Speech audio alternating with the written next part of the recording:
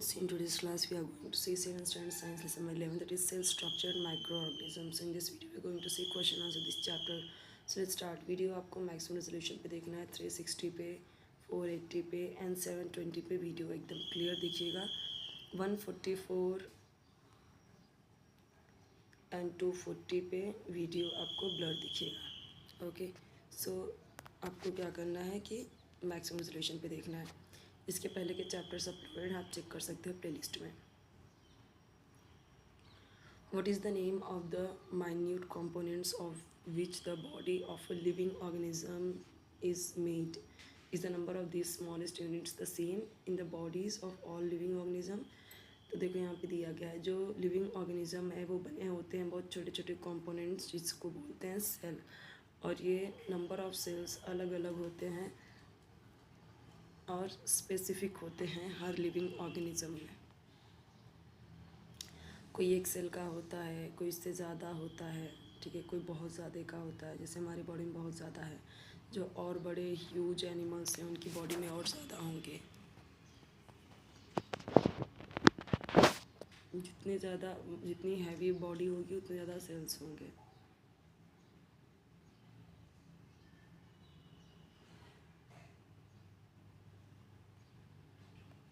What is meant by micro organisms? देखो, जो living organisms होते हैं अर्थ पे, जो हमारे आसपास होते हैं, but we are unable to see them, हम उन्हें देख नहीं सकते, उन्हें बोलते हैं माइक्रो ऑर्गेनिजम्स. इसको सिर्फ माइक्रोस्कोप के थ्रू देखते हैं. ठीक है, यहाँ पे दिया गया है, कंपाउंड माइक्रोस्कोप के थ्रू देखते हैं. Categorize the following organisms into two groups according to size: amoeba, paramecium, euglena, snail, elephant, pigeon, worms.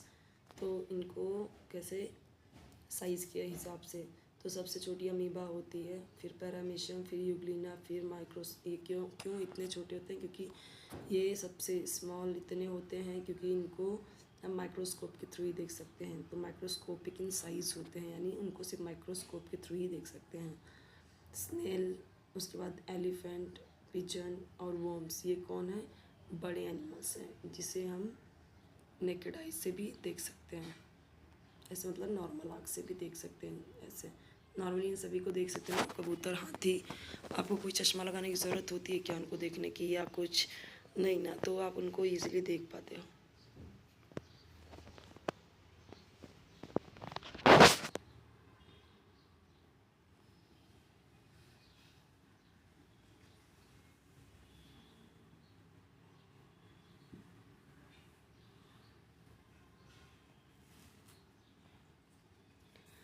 What happens to the sweet meat or bread forgotten in a lunch box for 3? तो उसमें क्या लग जाते हैं? Fungus लग जाता है ना, सड़ जाता है वो, तो वो खा नहीं सकते. माइक्रोब्स के अंदर देखेंगे तो वो कैसा होता है,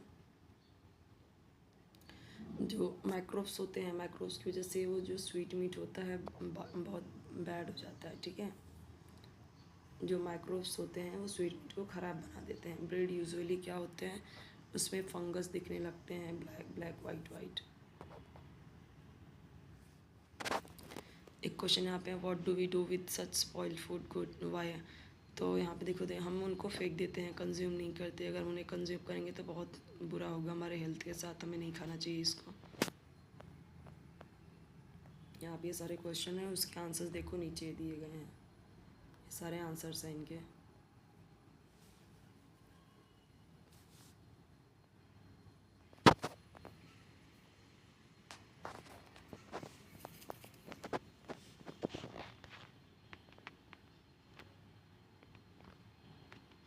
ये सब जो क्वेश्चन है इसको देखो, जैसे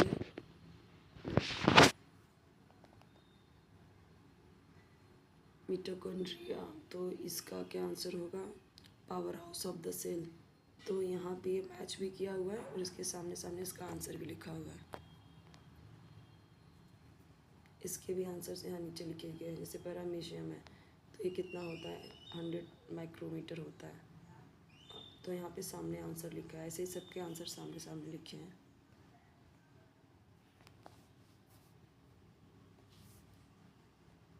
क्या डिफरेंस है प्लांट सेल एनिमल सेल के बीच में? तो वो डिफरेंस दिया गया है.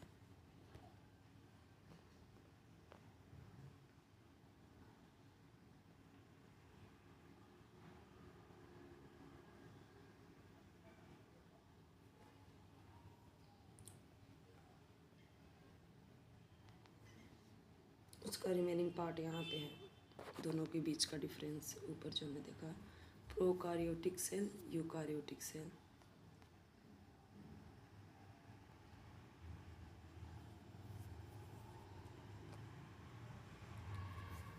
सेल क्या है? The structural and functional unit of the body is called a cell.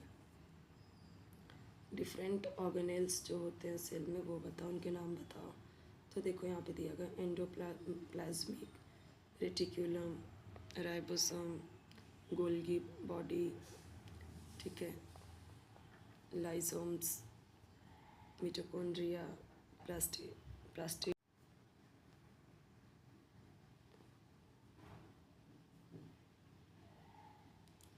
When is electron microscope used, तब क्या होता है? तो यहाँ पे देखो दिया गया, व्हेन द सेल और स्ट्रक्चर्स सच एज माइक्रोब्स और cell organelles which are to be magnified up to billion times of their actual size the electron microscope is used. तो तब ये यूज़ किया जाता है इलेक्ट्रॉन माइक्रोस्कोप यूज़, जब उनका 2 बिलियन टाइम्स ऑफ उनका एक्चुअल साइज देखने को मिलता है, ठीक है। What are micro organism? तो जो हमें आंखों से ना दिखे, ठीक है, जो हमारे आसपास होते हैं, जो हमने अभी इसका आंसर देखा था पहले ही, तो सिर्फ माइक्रोस्कोप के थ्रू ही दिखे। Which are the different types of micro organisms? Bacteria, virus, fungi, algae and protozoans. ये सब क्या है? अलग अलग टाइप्स है माइक्रोब्स के। Who discovered the process of fermentation? तो लुइस पास्चर ने ये किया। Who formulated the theory or cellular structure when writing brief about the theory? 1938 में दो साइंटिस्ट हुए, MJ स्केलेडन एंड थियोडोर स्कॉन। तो इन्होंने क्या किया? फॉर्मुलेट किया एक थियरी, किसके बारे में? सेलुलर स्ट्रक्चर के बारे में। थियरी में फॉलो होती है, थियरी में ये चीज़ें हैं कि all the living organisms are made up of cells. सारे जो लिविंग ऑर्गेनिज्म है किससे बने हैं? सेल से। And the cell is the fundamental component of living organism. और यही क्या है? फंडामेंटल, सबसे बेसिक चीज़ है हर एक लिविंग ऑर्गेनिज्म में। तो सेल ऑर्गेनेल्स क्या है? आप उसे लिखो, अलग अलग उसके जो ऑर्गेनेल्स हैं प्लांट एनिमल्स में जो पाए जाते हैं। तो यहाँ पे देखिए पॉइंट वाइज दिया गया है। एग्ज़ाम में आपको पॉइंट्स ऐसे मिक्स करके नहीं लिखना है, सारे पॉइंट्स आपको नेक्स्ट लाइन से स्टार्ट करनी है, न्यू लाइन से स्टार्ट करनी है, ठीक है।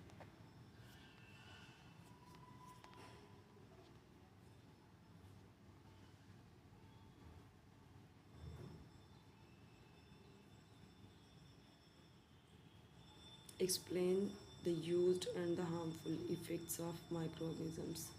तो माइक्रो ऑर्गेनिजम्स के यूजेस क्या क्या हैं? Micro organisms decompose the waste and sewage water. तो क्या होते हैं? वो डिकम्पोज रहते हैं गंदी चीज़ों में, ठीक है। तो डिकम्पोजिशन प्रोसेस की वजह से जो एनवायरनमेंट है हमारा क्लीन रहता है, ठीक है। वो उसे खाते हैं ना, तो इस तरीके से वो क्लीन रखते हैं। फर्टिलाइज़र्स आर प्रिपेयर्ड फ्रॉम, जो फर्टिलाइज़र प्रिपेयर करते हैं वेस्ट से, तो इसी प्रोसेस से होता है, माइक्रोब्स की वजह से ही होता है। With the help of biogas plant, biogas is prepared by the micro organisms. तो माइक्रो ऑर्गेनिजम्स ही क्या करते हैं? इस बायोगैस को बनाते हैं, ठीक है। तो ये सारी चीज़ें यहाँ पे देखो दिया गया था। जो माइक्रोब्स होते हैं रिसाइड इन द सॉइल, वो मिट्टी में भी होते हैं और रूट नोड्यूल्स में होते हैं। तो जो लिग्यूमिनस प्लांट होते हैं वो हेल्प करते हैं उनको बायोलॉजिकल नाइट्रोजन फिक्सेशन में। तो इनके अंदर जो नाइट्रोजन होता है ना, तो वो उसी माइक्रोब्स की वजह से ही होता है। हार्मफुल इफ़ेक्ट्स क्या है माइक्रो ऑर्गेनिजम्स के? तो देखो यहाँ पे दिया गया है।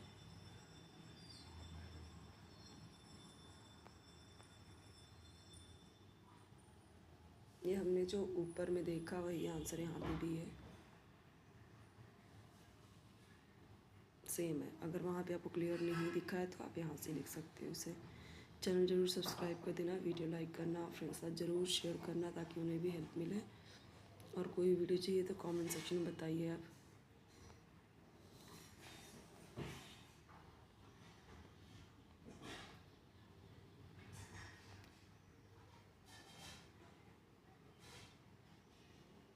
तो देखो यहाँ पे देगा all the life process of unicellular जो होते हैं उनको एक ही सिंगल सेल होता है, उनका नाम ही है यूनिसेलुलर। यूनि का मतलब ही होता है एक, जो एक सेल से बना हो। उनकी जो फीडिंग होगी, डाइजेशन होगा, एक्सक्रीशन होगा, सब कुछ इसी एक सेल के थ्रू ही होगा। During reproduction the same cell divides into two. जब रिप्रोडक्शन करना होता है तो वो एक से दो सेल में बन जाते हैं। Why do the cells acquire definite shape. तो यहाँ पे दिया गया क्योंकि प्लाज्मा के वजह से, जो इनके अंदर सेल वॉल होता है, plasma membrane. How are cells protected. Plasma membrane does not allow unwanted substances to enter in the cell. What are the needs of cells? Cells need oxygen, nutrients and water.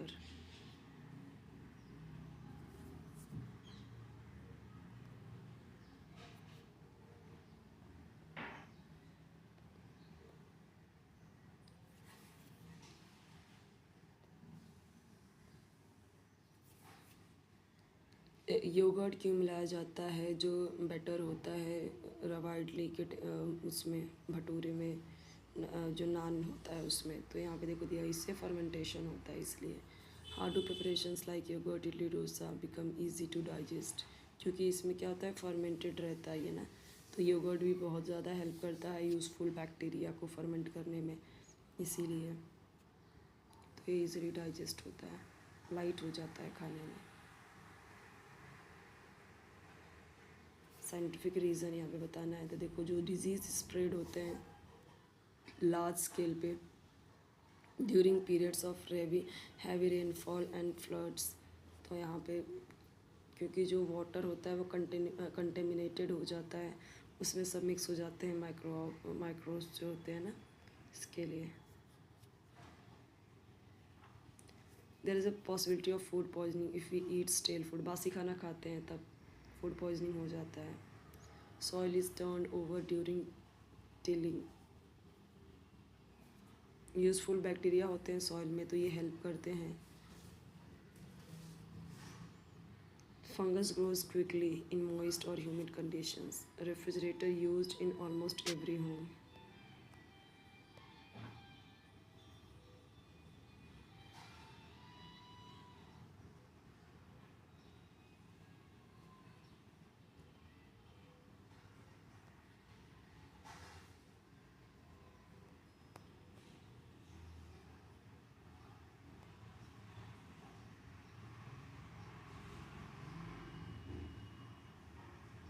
वही paper है, यहाँ पे भी page वही same था।